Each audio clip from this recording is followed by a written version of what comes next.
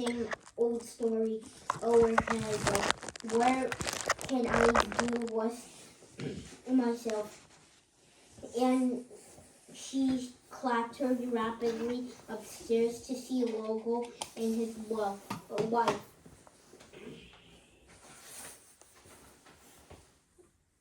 On the table, there were plates of raisins, walnuts, and almonds.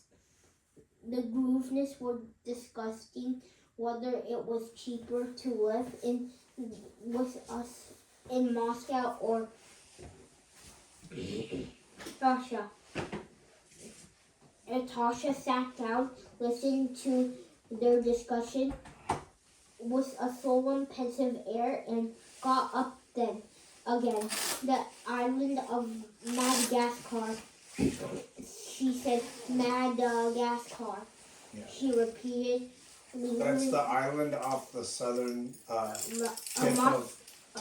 southern Madagascar is the island off Africa, the southern tip of Africa. Right. She repeated, lingering along on all four syllables and ignoring them. Madame Skosh, who wanted to know what she was talking about, she walked out of the room. Petya, her brother, was upstairs too, and his tutor were busy making fireworks to let off that night. Petya, she yelled at him, "Give me a piggy back downstairs." Petya ran over and presented his back. She jumped on it and grabbed him around the neck with both arms and he skipped off, prancing along the landing. No, don't. The island of Madagascar. She was indicated as she jumped down from his back and went downstairs, having inspected her kingdom, so to speak, and tested her authority, ensuring total obedience on all sides, but still born out of her mind. Natasha went back to the great hall, took up her guitar, and sat down with it in a dark corner behind a bookcase. She began to play on the bass string, picking out a melody remembered from an opera she had heard in Petersburg with Prince Andrei. For any passerby who might have chanced to listen, the noise given of her guitar would have been quite meaningless, but for her these sounds evoked a host of her eyes fixed on the shaft of light falling from the crack in the pantry door, listening to herself and remembering days gone by. She was in a reminiscing mood. Reminiscing. Mood. Or reminiscent. How do you spell it? Hold it flat. You're going to ruin your eyes and further away.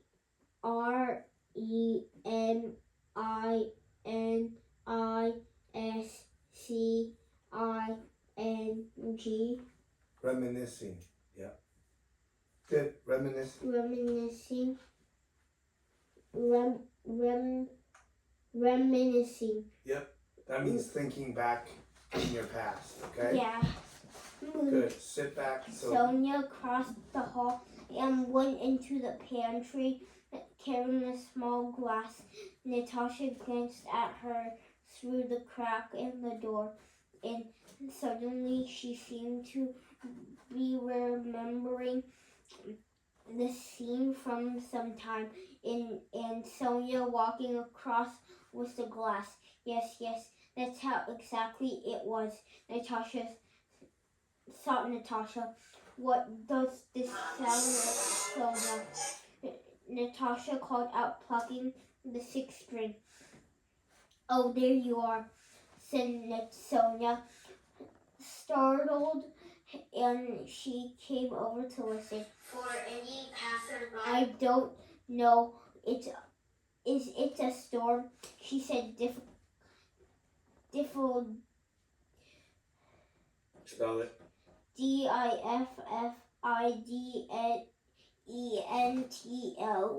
Diffidently. Diffidently. Diffidently. Do you know what diffident means?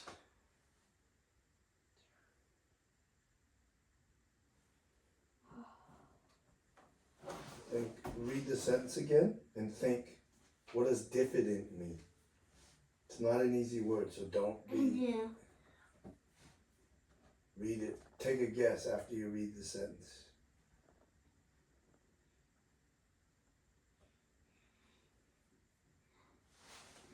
Is it yes?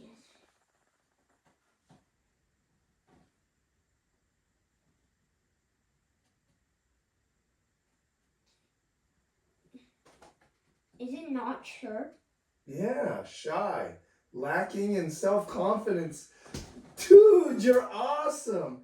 Hesitant to assert themselves due to insecurity or modesty. Yeah. Insecurity is the same thing as saying not sure. Yeah. Someone's smart, so read, okay? Don't just read to like get past the word. No, Understand. It's that they put a question mark that gave me a hint. Good job. Okay, read the sentence again now. Go. Oh, there you are, said Sonia, startled, and she came over to listen. I don't know, is it a storm? She said diffidently. Yep. Afraid of getting it wrong. Yep. That's it. That's really? why I know. Really smart. Yes, that's just how she jumped. Just how she came over to me with that shy smile. Yep. I thought there was something disappointing about her. No, it's the corrosives from the water carrier. Listen, and Natasha hummed through the tune of the chorus for Sonia to recognize. Where were you off to? Asked Natasha. I'm changing this glass of water. I'm nearly finished that paddling. You can always find something to do. I can't, said Natasha. Where's Nikolai gone? I think he's asleep. Sonia, wake him up, said Natasha. Tell him I want to sing and I need him. She sat there a little longer, but wondering what it meant. This had all happened before, but she couldn't work it out and didn't mind in the slightest, so she could let herself glide back in imagination to the time they had been alone together. And he had gazed at her with full eyes of love.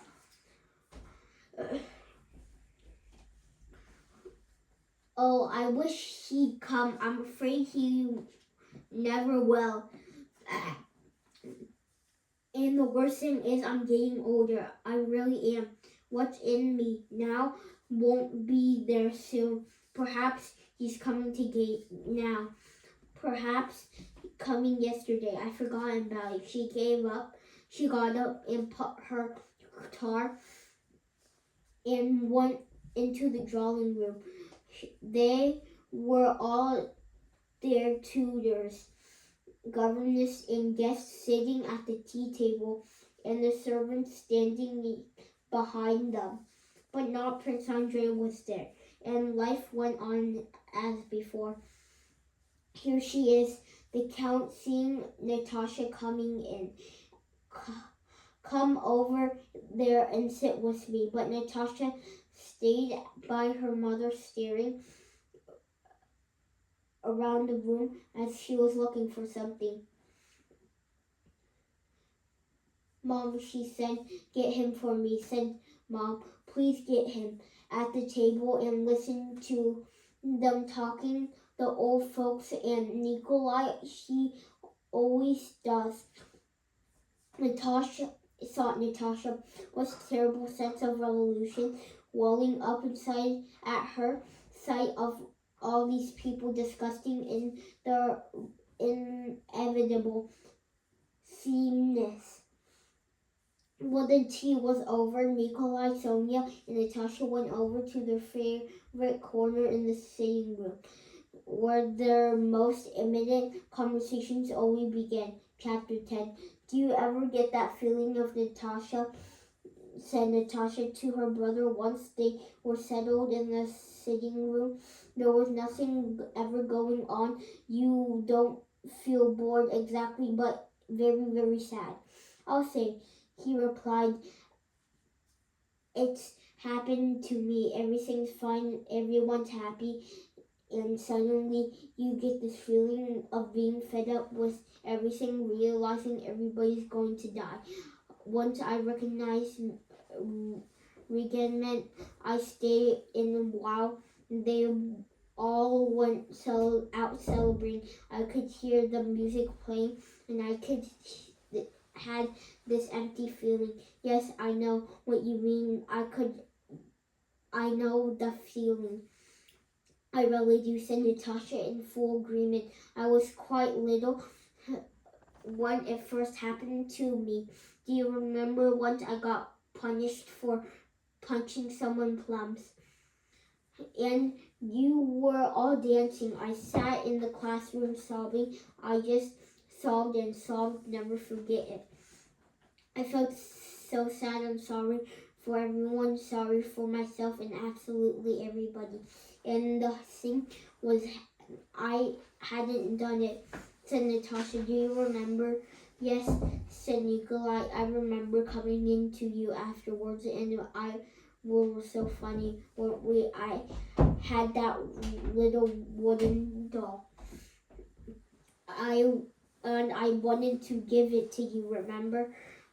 And that's it. Where are you? I'm here. I'm going to go to here. Okay, go ahead. Sorry. And do you remember, said Natasha with a pensive smile, a long, long time ago, when he was really tiny, Uncle called us over into his study in his old house, and it was dark. He went, and suddenly there was this black man. Oh, that's racist. Okay, just keep reading, said Nikolai, finishing her sentence with a smile of delight. Of course I remember. I still don't know whether it really was just a black man or whether we deemed it or just heard about it. He had gray hair, do you remember, and white teeth. And he stood there looking at us. Do you remember, Sonia? Asked Nikolai. Oh yes, I remember something like that, Sonia answered shyly. You know, I often ask Papa and Mama too about that black man, said Natasha. They said there wasn't any black man, but you remember him. Of course I do. I can see his teeth now. Isn't it funny? Just like a tree. I like it. And do you remember us rolling hard-boiled eggs in the big hall? And suddenly there was two old women there going round and round on the carpet. Did that really happen or not? Remember the fun we had? Yes. And do you remember Papa in the heavy blue coat firing his shotgun from the top of the steps, smiling with happiness and joy down memory lane? These were not the memories of an old age, but the romantic memories of these images from the distant past where dreams were reality blurred together. They laughed from pure pleasure. Pleasure. Where is it? Where are you? Good. Sonia, as always, couldn't keep up with them, even though she shared the same memories. She couldn't remember much of what they recalled, what she could remember failed to evoke the same romantic response in her. She was just enjoying their enjoyment, and pretending to be a part of it. That's it. Yeah, we gotta go. Yeah, great job. 6 pages. Yeah, that was good, but it was the quality of your reading. Now tell me what pensive means. No, it's pensive means if you're not sure. No, that's diffident. Oh, that's pensive. Pensive means what? Deep in thought. With a tinge of melancholy. Melancholy. And melancholy means what? What does melancholy mean?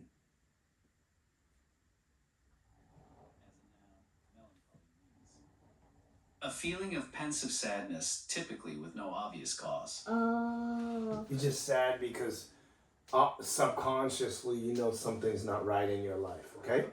Cool. Jacket on.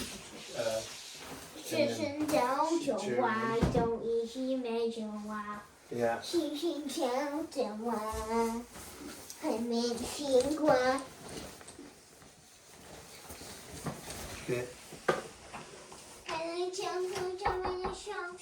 Hold on. Who is it?